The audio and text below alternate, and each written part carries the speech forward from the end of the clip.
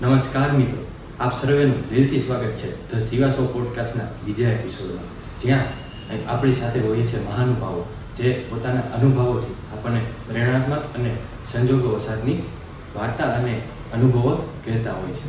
આજનો આપણો ટોપિક એ છે કે જેને આપણે રેગ્યુલરમાં અવગણીએ છીએ, પણ તે છે બહુ મહત્ત્વપૂર્ણ. તો આજનો ટોપિક છે આપણો ફાયર સેફ્ટી રિલેટેડ. તો આપ સૌ જાણો છો કે ફાયર ઇન્સિડન્ટ્સ કેટલા થાય છે અને આપણે સૌએ ફાયર સેફ્ટી રિલેટેડ અવેર હોવું કેટલું જરૂરી છે. તો આજના આપણા ગેસ્ટ છે mister Vikram Dave, the owner of infinity fire and safety, અને જેઓ 2018થી આ ફિલ્ડમાં કાર્યરત છે. રેસિડેન્સ, ઇન્ડસ્ટ્રીઝ અને કોમર્શિયલ્સ જેવી ઘણી બધી જગ્યાએ તેઓએ સેવા આપી ચૂકી છે અને હજી પણ આપી રહ્યા છે. તો મિસ્ટર વિક્રમ દવે, આપનું હાર્દિક સ્વાગત છે ધ સિવા શોના બીજા એપિસોડમાં. નમસ્કાર. તો ચાલો કન્ટિન્યુ કરીએ આ એપિસોડને મિસ્ટર વિક્રમ દવે સાથે. તો મારી આપ સૌને એક નમ્ર વિનંતી છે, ચા અને કોફી સાથે આ પોડકાસ્ટને એન્જોય કરો. તો આપ સૌ બુક અને પેન સાથે આ પોડકાસ્ટને બધા ટોપિકને નોટ કરતા રહો, કારણ કે આ પોડકાસ્ટ બહુ ઉપયોગી છે. તો સિવા શોના બીજા એપિસોડને કન્ટિન્યુ કરીએ.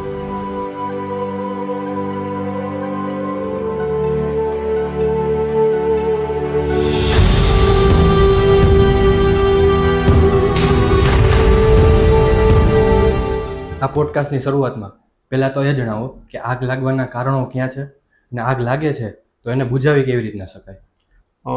સૌ પ્રથમ તો એ જણાવું કે આગ જ્યારે લાગે છે ત્યારે મુખ્ય 3 તત્વો ભેગા થાય છે જેના લીધે આગ લાગે છે. તો એ 3 તત્વો ક્યાં છે આપણે એ જોઈએ તો કોઈ પણ જગ્યાએ જ્યારે હીટ, ફ્યુલ અને ઓક્સિજન આ 3 વસ્તુ ભેગી થશે ને એટલે આગ લાગશે. તો હીટ એટલે કે તમે જાણો છો કે ગરમી, ફ્યુલ એટલે કે જે વસ્તુ સળગી શકે. આગની પરિભાષાની અંદર આપણે જોઈએ તો જે વસ્તુમાં આગ લાગી શકે, મતલબ કે જે સળગી શકે છે એ વસ્તુને ફ્યુલ કહી શકાય, બરોબર. અને ત્રીજું છે ઓક્સિજન, જે વાતાવરણમાં રહેલો જ છે, બરોબર. તો જ્યારે આ 3 વસ્તુઓ ભેગી થશે એટલે એક એનો ફાયરનો ટ્રાયેંગલ છે, હીટ, ફ્યુલ અને ઓક્સિજન. આ 3 વસ્તુઓ ભેગી થાય છે ત્યારે આગ લાગે છે. હવે આગ જ્યારે લાગે છે ત્યારે આ 3 વસ્તુઓ ભેગી થઈ છે. આગને બુઝાવવા માટે બહુ સિમ્પલ મેથડ છે. આ 3માંથી કોઈ એક વસ્તુને તમે રિમૂવ કરી નાખશો, એટલે કે કાં તો તમે એમાંથી હીટ હટાવી લ્યો, કાં તો તમે એમાંથી ફ્યુલ હટાવી લ્યો, અને કાં તો તમે ઓક્સિજન હટાવી લ્યો, બરોબર. આ 3માંથી એક વસ્તુને તમે રિમૂવ કરશો એટલે આગ છે એ બુઝાઈ જશે. તો હવે પહેલાં તો આપણે એ જોઈએ કે એને રિમૂવ કઈ રીતે કરી શકાય. તો આ વસ્તુની અંદર જો તમારે હીટને રિમૂવ કરવી છે તો તમે જોતા હશો કે ફાયર બ્રિગેડ છે એ પાણી નો મારો ચલાવી અને એને ઠંડુ કરતા હોય છે. તો એક વસ્તુ એ છે કે તમે એને હીટને પાણી છાંટીને તમે હટાવી શકો છો અને આગ બુઝાઈ જાય છે. બીજું તમે જોઈ શકો છો ઘણી વખત કે કોઈ ખેતરમાં કે અહીંયા આગ લાગેલી હોય તો ખેડૂત છે એ આગળથી એનો પાક કાઢી નાખે, બરોબર, જેથી કરીને આગ છે એ ત્યાંથી આગળ વધતી અટકી જાય. એટલે એ શું થયું તો કે ભાઈ એને ફ્યુલ છે ને એ ત્યાંથી કટ ઓફ કર્યું, ત્યાંથી હટાવી દીધું, બરોબર. તો આ જ થયું કે તમે જ્યારે ફ્યુલ એમાંથી રિમૂવ કરો છો ત્યારે આગ બુઝાઈ જાય છે. અને ત્રીજું છે ઓક્સિજન. હવે તમને વિચાર આવશે કે ઓક્સિજન તો વાતાવરણમાં બધે છે, એને કેવી રીતે હટાવી શકાય? બરાબર છે. તો એક સિમ્પલ એક્ઝામ્પલ તમને આપું કે આપણે કોઈ માણસને જ્યારે મારવો હોય કે કિલ કરવો હોય તો આપણે શું કરીએ, એને એનું ગળું દબાવીએ, એને શ્વાસ લેતો આપણે બંધ કરી દઈએ, ઓક્સિજન પહોંચાડતો બંધ, એને ઓક્સિજન મળતો બંધ થાય છે ત્યારે એ ડેથ બાજુ એ જાય છે, બરોબર. તો એવી જ રીતે આગનું પણ છે કે જ્યારે તમે એને ઓક્સિજન મળતો બંધ કરશો ત્યારે એ આગ બુઝાઈ જશે. હવે એ બંધ કેવી રીતે કરવું? તો એને બંધ કરવા માટે કાં તો તમે એને કોઈ ભીના કપડાથી એને કવર કરી દો, જેથી કરીને એને ઓક્સિજન મળતો બંધ થઈ જશે. અથવા તો અમુક એવા ફાયર એક્સટિંગ્યુશર આવે છે કે જેની અંદર કાર્બન ડાયોક્સાઇડ ભરેલો હોય છે, એનો તમે ઉપયોગ કરશો તો તે એરિયામાં જ્યાં આગ લાગેલી છે ત્યાંથી ઓક્સિજન છે હટી જશે અને ત્યાં કાર્બન ડાયોક્સાઇડ આવી જશે. તો કાર્બન ડાયોક્સાઇડ આપણે શ્વાસમાં લઈએ તો આપણે પણ મરી જઈએ. એવી જ રીતે આગનું પણ છે કે જ્યારે એને ઓક્સિજન મળતો બંધ થઈ જશે અને કાર્બન ડાયોક્સાઇડ આવશે એટલે એ બુઝાઈ જશે. હવે આમાં બીજી વસ્તુ જોઈએ તો આમાં જે મેં તમને કાર્બન ડાયોક્સાઇડ CO2 ની વાત કરી, તો નોખી આગ એટલે કે આગના અમુક પ્રકારો હોય છે. એ અચ્છા. પ્રકારો મુજબ તમારે એક્સટિંગ્યુશર ઉપયોગ કરવાના આવતા હોય છે આવશે. અને તમે આ રીતે આગને બુઝાવી શકો છો. અચ્છા. તો મેઇન તો આગ લાગે છે ફાયર ટ્રાયેંગલ મેં જે તમને હા. જણાવ્યું કે ભાઈ હીટ ઓક્સિજન Oxygen અને અને ફ્યુઅલ થી fuel. આગ લાગે છે અને એને બુઝાવવા માટે સિમ્પલ હમ. મેથડ છે કે ત્રણમાંથી કોઈ પણ એક વસ્તુને તમે હટાવી લેશો એટલે આગ બુઝાઈ બુજાઈ જશે. જશે. તમે જણાવ્યું કે આગના અલગ અલગ પ્રકાર હોય છે. હમ. તો આગના પણ ક્યાં પ્રકાર આપણે જોઈએ કે આગ છે, જે આગ લાગી છે હા. એ સિમ્પલ છે, આપણે એને ભડકો કહીએ અથવા કંઈક સળગવું છે એવું કહી શકીએ. હા. આગના પણ પ્રકાર હોય છે, તો એ એક આગના પ્રકાર હોય છે. તમને હું જણાવું તો આગના છે ને મુખ્ય 3 પ્રકાર, અચ્છા 3 પ્રકાર. A, B અને C. અચ્છા. બરોબર. એ ટાઈપની આગની અંદર જોઈએ તો લાકડું છે, પૂઠા છે, કાપડ છે, રૂ છે, આ બધી વસ્તુ જે છે ને એ ટાઈપની આગમાં આવે. ઓકે. બી ટાઈપની આગની અંદર તમે જુઓ તો પેટ્રોલિયમ પેદાશો જેટલી છે, પેટ્રોલ, ડીઝલ, ગ્રીસ, ઓઇલ, પછી CNG આપણા LPG. ઘરના અંદર જે સોફાની અંદર ફોમ છે અચ્છા. એ પણ બી પ્રકારની આગમાં આવે છે. તો આ બધી બી ટાઈપની આગમાં આવે છે. અને સી ટાઈપની આગમાં થોડું એવું છે કે ઇન્ડિયન સ્ટાન્ડર્ડ મુજબ જોઈએ તો જેટલા ગેસ છે, સીએનજી, પીએનજી, આ બધા સી ટાઈપની આગમાં આવે છે. ઓકે. પણ અમેરિકન સ્ટાન્ડર્ડ મુજબ ઇલેક્ટ્રિકલ ઇક્વિપમેન્ટ જેટલા છે જેની અંદરથી ઇલેક્ટ્રિક પ્રવાહ પસાર થઈ રહ્યો છે એને એ લોકો સી ટાઈપની આગ કહે છે. એટલે સી ટાઈપની આગમાં આપણે બંને વસ્તુ કન્સિડર કરી શકાય કે ગેસ પણ ઇન્ડિયન સ્ટાન્ડર્ડ મુજબ ગેસ અને અમેરિકન સ્ટાન્ડર્ડ મુજબ ઇલેક્ટ્રિકલ ઇક્વિપમેન્ટ. તો આ રીતે આ મુખ્ય 3 પ્રકાર છે. પછી કિચનની અંદર કે ટાઈપની આગ લાગતી હોય છે, ઓકે. તો ત્યાં તમારે કે ટાઈપનું એક્સટિંગ્યુશર આવે છે. તો આ રીતે નોખા પ્રકારના આગ હોય છે જેની અંદર તમારે જુદા જુદા એક્સટિંગ્યુશર ઓપરેટ કરવાનો છે. જેમ કે એ પ્રકારની આગ છે, બરોબર, તો એક એક્સટિંગ્યુશર આવે છે ABC ટાઈપ. બરોબર. તો ABC ટાઈપ પ્રકારનું જે એક્સટિંગ્યુશર છે એ શું દર્શાવે છે, તો એનું નામ જ કહી દે છે કે ભાઈ એ ABC ટાઈપ છે. તો એ 3 પ્રકાર, A ટાઈપ, B ટાઈપ અને C ટાઈપ, 3 પ્રકારની આગમાં તમને એ એક્સટિંગ્યુશર કામ આપશે. બરોબર. હવે બીજું એક આવે છે CO2 ટાઈપનું. મેં હમણાં તમને જેમ એક્ઝામ્પલ આપ્યું કે આગને બુઝાવવા માટે ઓક્સિજન રિમૂવ કઈ રીતે કરશો, તો CO2 પ્રકારનો જે એક્સટિંગ્યુશર છે એની અંદર કાર્બન ડાયોક્સાઇડ ગેસ ભરેલો હોય છે. બરોબર. તો સી ટાઈપની જે આગ છે ઇલેક્ટ્રિક માટે સ્પેસિફિક અને ગેસ માટે, ત્યાં તમે CO2 ટાઈપનો એક્સટિંગ્યુશર ઓપરેટ કરી શકો છો. બીજું કે જે કે ટાઈપની આગ આવે છે કિચનની અંદર, જે તમારા ખાદ્ય પદાર્થોની અંદર જે ફેટી પદાર્થો બધા હોય છે, બરોબર, એની અંદર જે કાંઈ આગ લાગેલી હોય છે, તેલ છે, આ બધું, એની અંદર તમારે કે ટાઈપનો એક્સટિંગ્યુશર ઓપરેટ કરવાનો હોય છે, જેની અંદર વેટ કેમિકલ ભરેલું હોય છે. બરોબર. તો આ રીતે ABC ટાઈપ, CO2 ટાઈપ અને કે ટાઈપ, આ 3 ટાઈપના મુખ્ય જે આપણે રૂટીન લાઈફમાં તમને જોવા મળશે. મેક્સિમમ તમને ABC અને CO2 જોવા મળશે. કે ટાઈપ છે એ રેસ્ટોરન્ટની એની અંદર તમને કિચનમાં જોવા મળશે. બીજો આવે છે મિકેનિકલ ફોર્મ ટાઈપ. કેમિકલ કંપનીની અંદર તમે જાશો કોઈ પણ જગ્યાએ તો તમને ત્યાં મિકેનિકલ ફોર્મ ટાઈપ એક્સટિંગ્યુશર જોવા મળશે, જેની અંદર તમે ઘણીવાર જોયું હશે કે ફાયર બ્રિગેડ જ્યારે ફાયર ફાઇટિંગ કરતું હોય છે ત્યારે ફીણ ઓપરેટ થતા હોય છે, ફીણ નીકળતા હોય છે, તો એ છે એ મિકેનિકલ ફોર્મ છે. ઓકે. હવે એ શું કામ કરે છે કે એક આખું આગની ઉપર એક લેયર બનાવી દે છે, એટલે અલ્ટિમેટલી એ પણ ઓક્સિજન કટ ઓફ કરે છે. ઓકે. તો એ મિકેનિકલ ફોર્મ ટાઈપનું હોય છે. બીજું વોટર ટાઈપના પણ એક્સટિંગ્યુશર આવે છે જેની અંદર માત્ર ખાલી પાણી ભરેલું હોય છે. તો આ રીતે નોખા એક્સટિંગ્યુશર્સ છે એ નોખી આગમાં ઉપયોગ થતા હોય છે. તો આપણે એ આઈડેન્ટિફાઈ કરવાનું હોય કે ભાઈ કઈ પ્રકારની આગ લાગેલી છે.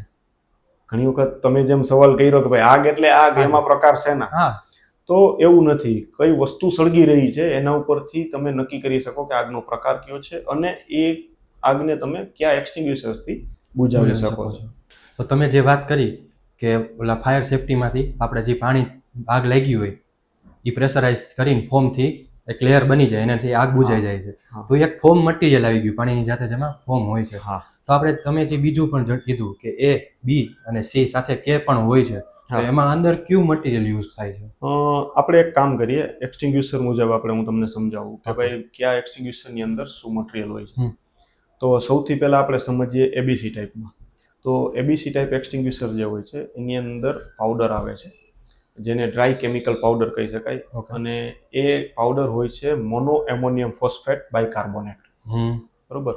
હવે આ જે કેમિકલ છે એ રીતનું હોય છે કે તમે જ્યારે ઓપરેટ કરો છો ત્યારે એક લેયર બની જાય છે, પ્લસ કે આગને બુઝાવવા માટે જે મોનો એમોનિયમ ફોસ્ફેટ છે એને બુઝાવવામાં તમને મદદરૂપ થાય છે. એટલે બે રીતે વર્ક કરે છે. બરોબર. હવે તો આપણને એમ થાય કે એબીસી ટાઈપની આગની અંદર એબીસી એક્સટિંગ્યુશર ચાલે છે અને મેક્સિમમ આગ આપણી આજુબાજુમાં એમાં જ લાગવાની છે, તો બીજા એક્સટિંગ્યુશરની જરૂર શું છે? શું છે? હા, બરાબર છે. આ એક તમે જે આ ક્વેશ્ચન એક છે કોમન ક્વેશ્ચન કોમન થઈ ગયું, બધે આનાથી બુજાય જ જાય તો છે, તો બીજાની બીજાની જરૂર શું છે. તમારા ક્વેશ્ચનથી આપણે થોડા ડાયવર્ટ થઈએ અને જોઈએ કે ભાઈ બીજા એક્સટિંગ્યુશર શું કામ જરૂરી છે.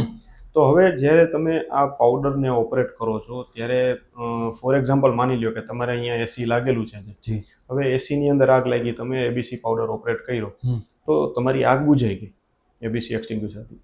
પણ એ પાવડર છે એ એટલો બારીક હોય છે કે એ ઓપરેટ કરશો એટલે તમારી આજુબાજુમાં જે કાંઈ વસ્તુ છે એને ખરાબ કરી નાખશે. બીજું કે તમારા એસીના જે અમુક કમ્પોનન્ટ્સ છે એ તમે રિપેર નહીં કરી શકો. તો એસીની અંદર જ્યારે આગ લાગે છે એટલે આપણે જે જોયું કે અમેરિકન સ્ટાન્ડર્ડ પ્રમાણે ઇલેક્ટ્રિકલ ઇક્વિપમેન્ટ જેટલા છે એ બધા સી ટાઈપમાં આવે છે. તો એના માટે સ્પેસિફિક છે CO2 ટાઈપ. અચ્છા. બરોબર. તો CO2 ટાઈપનું જે એક્સટિંગ્યુશર છે એની અંદર માત્ર કાર્બન ડાયોક્સાઇડ ગેસ ભરેલો હોય છે. બરોબર. હવે જ્યારે તમારા એસીની અંદર કે કોઈ પણ ઇલેક્ટ્રિક કોમ્પ્યુટર છે, તમારું ફ્રીજ છે, કોઈ પણ વસ્તુમાં આગ લાગેલી છે, ત્યારે તમે જો CO2 ઓપરેટ કરો છો એટલે કે એની અંદરથી કાર્બન ડાયોક્સાઇડ ગેસ રિલીઝ થશે. તો એ શું કરશે કે ભાઈ કાર્બન ડાયોક્સાઇડ તો ખાલી ગેસ જ છે, તો તમારા બાકીના કમ્પોનન્ટ જે છે એસીની અંદર કે કોમ્પ્યુટરની અંદર એને ડેમેજ નહીં થવા દે. ઇવન તમારા મીટર રૂમની અંદર જોઈએ તો આપણે ઘણા બધા એમસીબી ને બધું લાગેલું, એમસીબી, આરસીસીબી, બરોબર.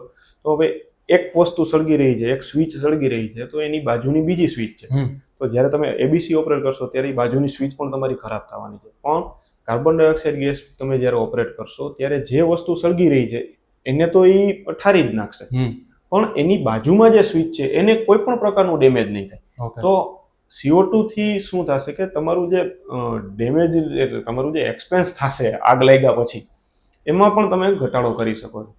બીજું કે એબીસીની અંદર કેવું થશે કે ભાઈ વાયરની ઉપર જ્યારે આગ લાગેલી છે તો એબીસી છે એની ઉપર લેયર નહીં કરી શકે, એ પડી જશે. બરોબર. તો એવા સંજોગોની અંદર શું થશે કે તમે જ્યારે CO2 બોટલ ઓપરેટ કરશો ત્યારે એને લેયર કરવાની જરૂર જ નથી, કારણ કે એ તો ઓક્સિજન હટાવીને આગ ઠારે. તો ઓક્સિજન વાયર તમારો નાનો છે, મોટો છે, ગમે તે સળગતો હોય, ઓક્સિજન હટી જશે એટલે આગ ઠરી જવાની છે. તો આ સિમ્પલ વસ્તુ છે કે ભાઈ એબીસી ટાઈપનું એક્સટિંગ્યુશર હોવા છતાં પણ ઇલેક્ટ્રિક માટે તમારી પાસે CO2 છે તો પહેલો ઉપયોગ તમે CO2 નો કરો. બીજું કે માની લ્યો કે તમારા ઘરની અંદર રસોઈ કરતી વખતે તેલમાં આગ લાગી ગઈ. તો હવે તેલની અંદર ઘણા લોકોને અમે પૂછતા હોઈએ છીએ કે ભાઈ તેલમાં તમે આગ લાગે તો શું કરશો? તો એમ કે અમે પાણી નાખી દઈશું. તો તેલ છે એ પાણીની ઉપર તરવાનું છે. બરોબર. તો જેવું તમે પાણી અંદર નાખશો એટલે તરત જ એ તેલ છે એ કડાઈમાંથી બહાર આવશે અને જેટલી ખરેખર આગ લાગેલી છે એના કરતાં 3 ગણી થઈ જશે. બરોબર. આના યુટ્યુબમાં અને એમાં ઘણી જગ્યાએ એના વિડીયો પણ છે, તમે જોઈ શકો છો. તો આવી જગ્યાએ જ્યારે આગ લાગે છે ત્યારે કાં તો તમે તમારી પાસે જો એબીસી છે તો તમે એબીસી ઉપયોગ કરી શકો છો. બીજી વસ્તુ તમને કહું કે જો એબીસી છે એ શું છે? પાવડર છે. તો હવે બાટલો તમારી પાસે નજીકમાં નથી તો બીજું તમારી પાસે પાવડર ફોર્મમાં શું હશે રસોડામાં? પણ એક આપણે બાટલા સુધી નથી પહોંચી શકતા, એક્સટિંગ્યુશર સુધી આપણે પહોંચી નથી શકતા કદાચ. તો આપણી પાસે રસોડામાં બીજું શું હશે? આપણી પાસે રસોડામાં લોટ હશે. લોટ, યસ. બરોબર. આપણે એબીસી થી એની ઉપર લેયર જ કરવું છે તો લોટ થી શું થશે? લેયર જ થવાનું છે. તો ઇમરજન્સીની અંદર જ્યારે કાંઈ હાથમાં નથી આવતું તમે લોટ થી પણ આગને બુઝાવી શકો છો રસોડાની. બરાબર છે. બરોબર છે. તો આવી રીતે તમે એબીસી અને લોટનો ઉપયોગ કરીને પણ આગને બુઝાવી શકો છો. બીજું કે ટાઈપ એક્સટિંગ્યુશર આપણે જનરલી ઘરમાં નથી હોતા પણ રેસ્ટોરન્ટમાં, હોટલમાં ને એ બધી જગ્યાએ હોય છે, જેની અંદર વેટ કેમિકલ આવે છે. એ ટાઈપનું એ કેમિકલ અંદર ભરેલું હોય છે અને એનો તમે ઉપયોગ કરો એટલે તમારું ખાદ્ય પદાર્થ જે કાંઈ સળગી રહ્યો છે એની ઉપર તમે કંટ્રોલ મેળવી શકો છો.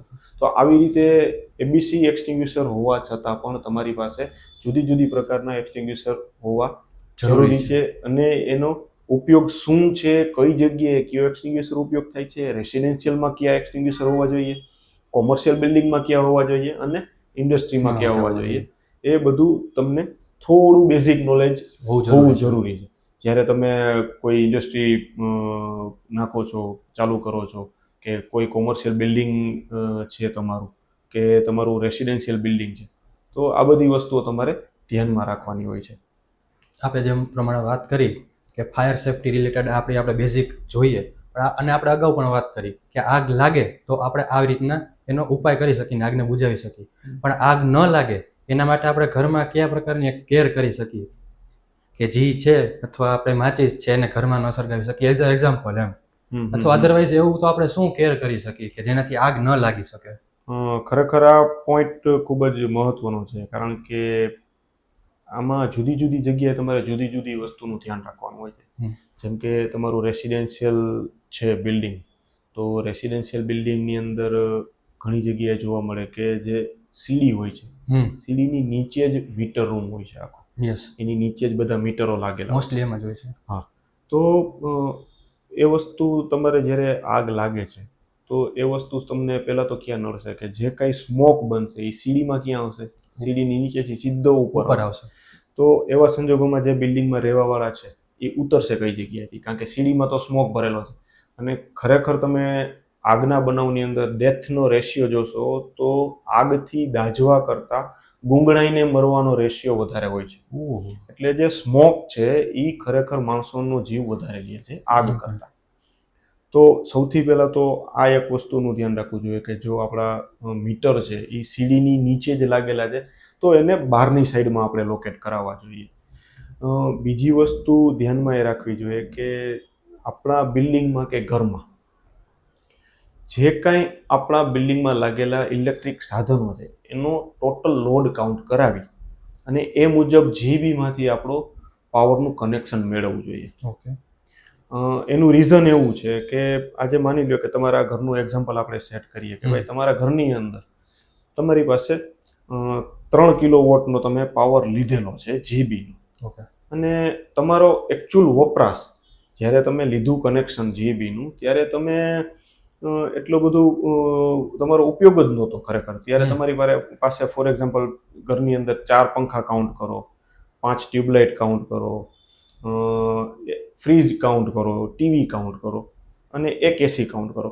હવે જેમ જરૂરિયાતો વધતી જાય છે, જેમ ગરમી વધતી જાય છે, બધાને અત્યારે ઘરે ઘરે બધા એસી નખાવે જ છે, તો એ એસીની અંદર તમે વધારો કર્યો કે ભાઈ એકની જગ્યાએ તમે 2 એસી કર્યા, બરોબર.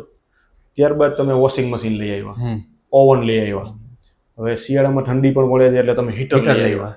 તો આ બધો લોડ તમે કાઉન્ટ કરો છો તો ખરેખર 3 કેજી કરતાં તમારો લોડ થઈ ગયો છે હવે 3.5 કેજી અથવા તો 4 કેજી વધી ગયો છે. તો હવે જે 3 કેજી મુજબ તમારી પાસે લોડમાં જે વાયરિંગ હતું એ જ વાયરિંગમાં હવે તમે 3.5 કે 4 કિલોવોટનો વપરાશ કરો છો, તો એ વાયરિંગ શું થશે? ગરમ થશે.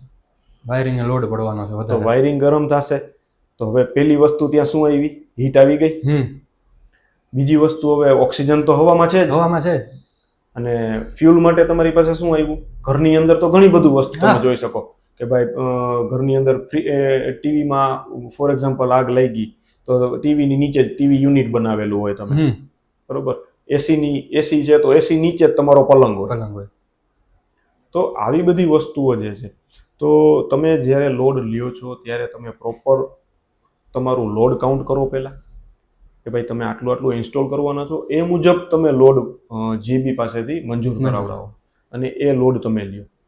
અથવા તો જો તમે કોઈ નવી વસ્તુ વસાવો છો તો અમુક સમયાંતરે તમારે એ લોડ કેલ્ક્યુલેશન કરી અને ચેક કરવું જોઈએ કે ભાઈ ખરેખર જે લોડ આપણા ઘરમાં જીબીમાંથી આવે છે એ મુજબ આપણું યોગ્ય વપરાશ કેટલો છે. તો આ વસ્તુનું ધ્યાન રાખવાથી તમે લોકો ઇલેક્ટ્રિકલ ફાયરના ઇન્સિડન્સથી બચી શકો છો. બીજી વસ્તુ કે જ્યારે પણ તમે ઘરની અંદર દીવાબત્તી કરો છો, પૂજા કરો છો, ત્યારે જે દીવો સળગાવો છો, અગરબત્તી કરો છો, તો એ વસ્તુ જ્યાં સુધી ચાલુ છે ત્યાં સુધી તમે ઘર લોક કરીને જતા ના. કારણ કે ઘણા કેસમાં એવું જોવા મળે છે કે ભાઈ એક નાનો એવો દીવો કર્યો હોય છે, બરોબર, અને ઘર લોક કરીને લોકો બહાર જતા રહે છે. હવે ક્યારેક એવો ઇન્સિડન્સ બની જાય કે જો એની અંદર ઘી કે તેલ વધારે પુરાઈ ગયું હોય તો એને લીધે એ ફ્લેમ મોટી થઈ ગઈ હોય તો આગ લાગે છે ત્યાંથી મંદિરમાંથી, પછી ધીમે ધીમે ધીમે એ આગળ વધતી જાય છે. તો આ એક વસ્તુનું ધ્યાન રાખવું જોઈએ. બીજું કે સમયાંતરે તમારું જે ઇલેક્ટ્રિકલ જે કાંઈ ઇક્વિપમેન્ટ તમે યુઝ કરો છો એનું વ્યવસ્થિત મેન્ટેનન્સ કરાવવું જોઈએ. કારણ કે ઘણી વખત ધૂળ અને ભેજના હિસાબે આવા બનાવો વધતા હોય છે ઇલેક્ટ્રિકલ ઇક્વિપમેન્ટમાં. બીજું તમારે જોવાની વસ્તુ એ છે કે તમારી પાસે જે કાંઈ તમારું કોમર્શિયલ બિલ્ડિંગ છે તો એની અંદર તમારી પાસે સ્મોક ડિટેક્ટર ને આ બધું લાગેલું હોય છે, બરોબર. તો આપણે અત્યારે સ્મોક ડિટેક્ટરના પાર્ટમાં ને એમાં નથી જતા, પણ આ એક એક્ઝામ્પલ આપું હોય છે. તો એ વસ્તુઓ તમારી પાસે ચાલુ હોવી જોઈએ, જેથી કરીને જો કોઈ નાની એવી આગ લાગી છે તો સ્મોક ડિટેક્ટરનું કામ ટૂંકમાં એવું છે કે ધુવાણો જેવો થશે એટલે એની અંદર કાર્બન પાર્ટિકલ્સ અંદર ઇન્સર્ટ થશે એટલે તરત જ એ સાયરન વગાડશે આખા બિલ્ડિંગ. તો આ એક નોટિફિકેશન તમારા માટે થઈ શકે. તો એ વસ્તુઓ અમે જોઈએ છીએ ઘણા બિલ્ડિંગમાં બંધ જ હોય છે, બરોબર. તો એ વસ્તુ તમારી પાસે ચાલુ હોવી જરૂરી છે. તો આ બધી વસ્તુઓનું વ્યવસ્થિત મેન્ટેનન્સ હોવું જોઈએ. ફાયર સિસ્ટમ તમારી જે લાગેલી છે એનું વ્યવસ્થિત મેન્ટેનન્સ હોવું જોઈએ કરેલું.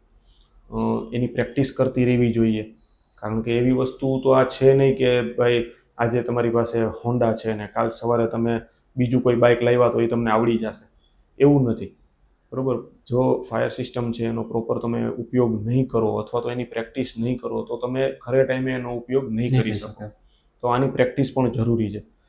જ્યારે બીજી વસ્તુ આપણે જોઈએ કે ઇન્ડસ્ટ્રીની અંદર, તો ઇન્ડસ્ટ્રીની અંદર તમારો પહેલાં તો હેઝાર્ડસ વસ્તુ તમારી પાસે કઈ કઈ હશે. હેઝાર્ડસ વસ્તુ એટલે કે કઈ વસ્તુ એવી છે કે જે તરત આગ પકડી શકે છે. તો આવી વસ્તુને પહેલાં તો તમારે આઈડેન્ટિફાઈ કરાવવી પડે. એના મુજબ તમારો ફાયર લોડ કેલ્ક્યુલેટ થાય. જેવી રીતે આપણે જીબીનો લોડ કેલ્ક્યુલેટ કર્યો આપણા ઇક્વિપમેન્ટ લઈને, એવી રીતે તમે આવો ફાયર લોડ કેલ્ક્યુલેટ કરી શકો પહેલા, કે તમારી પાસે એવી કઈ કઈ વસ્તુ છે, બરોબર, અને કયા એરિયામાં ફાયર લોડ વધારે છે. તમારી ઓફિસમાં છે, તમારા પ્રોડક્શનમાં છે, તમારા ફિનિશ ગુડ્સમાં છે, બરોબર. આ રીતે તમે ફાયર લોડ તમે કેલ્ક્યુલેટ કરી શકો છો. એના નિષ્ણાતો બધા હોય છે, એને તમે બોલાવીને કરી શકો. અને એ મુજબ તમારી પાસે એ આગને બુઝાવવાના સાધનો હોવા જોઈએ. ઓકે. એમાં પણ મેં કીધું એવી રીતે જે પ્રકારની ફાયર લાગવાના ચાન્સ છે, જેમ કે તમારી પાસે કંપનીમાં કેમિકલના બેરલ્સ છે તો તમારી પાસે મિકેનિકલ ફોર્મ અને એબીસી ટાઈપ એક્સટિંગ્યુશર હોવા જોઈએ, બરાબર છે, બરોબર. તમારે પ્લાસ્ટિકનું કે એવું કંઈ કામકાજ છે તો પણ તમારી પાસે મિકેનિકલ ફોર્મ ને એબીસી હોવા જોઈએ. ઇલેક્ટ્રિકલ કમ્પોનન્ટ્સ તમે કોઈ પણ બનાવો છો કે એવું કંઈ છે જેમાં વાયરિંગ ને એવું બધું વધારે આવે છે તો તમારી પાસે CO2 એક્સટિંગ્યુશર હોવા જરૂરી છે. એબીસી તો કોમન છે, બધે હોવા જરૂરી છે. એબીસી અને CO2 કોમન છે, એઝ પર નોર્મ્સ તમારી પાસે હોવા જોઈએ, બરોબર. કારણ કે બધી જ જગ્યાએ તમે જોશો તો એ લાકડું, પૂઠા, કાપડ, પછી ફોર્મ, ઇલેક્ટ્રિકલ ઇક્વિપમેન્ટ આ બધું રહેવાનું જ છે. તો એબીસી અને CO2 ટાઈપ એક્સટિંગ્યુશર છે તમારી પાસે હોવા જોઈએ. બાકીના જે સ્પેસિફિક છે કે ટાઈપ ને મિકેનિકલ ફોર્મ ને ક્લીન એજન્ટ આ ઘણા બધા આવે છે. એ તમારી જે રિક્વાયરમેન્ટ છે એના ઉપર આધારિત છે કે તમારી પાસે કયું કેમિકલ કે કઈ વસ્તુ એવી છે જે સળગી શકે છે. તો એની મુજબ તમારે એ મિકેનિકલ ફોર્મ અને કે ટાઈપની વસ્તુઓ તમારે વસાવીને રાખવી જોઈએ. તો આવી ઘણી બધી વસ્તુઓ છે જેનું તમારે ધ્યાન રાખવું જોઈએ. ખાસ બીજી વસ્તુ કે તમારું જે વર્ક સ્પેસ છે તમારું, એને તમારે પહેલા તો સુવ્યવસ્થિત રાખવું જોઈએ. કારણ કે ઘણી વખત કેવું થતું હોય કે જો કોઈ બનાવ બની જાય છે આગનો તો તમારી પાસે ભાગવા માટે જે રસ્તો છે ને એ તમે બ્લોક કરીને રાખેલો હોય, બરોબર. જેમ કે તમારે કોઈ પણ મશીનના પાર્ટ્સ તમે બનાવો છો તો એનો ઢગલો એમને કરીને મૂકી દીધો હોય, ઈ સાઈડ જ તો દોડવા માટે જે વ્યક્તિને બહાર જવું છે એના માટે જ રસ્તો બંધ થઈ ગયો હોય. તો આવા વસ્તુનું ધ્યાન પણ રાખવું જોઈએ કંપનીઓની અંદર. ઘરની અંદર પણ તમારી પાસે જે વધારાનો આપણે દિવાળીએ જનરલી કાઢતા હોય ભંગાર, તો આનો બહુ જથ્થો ભેગો ન કરવો જોઈએ.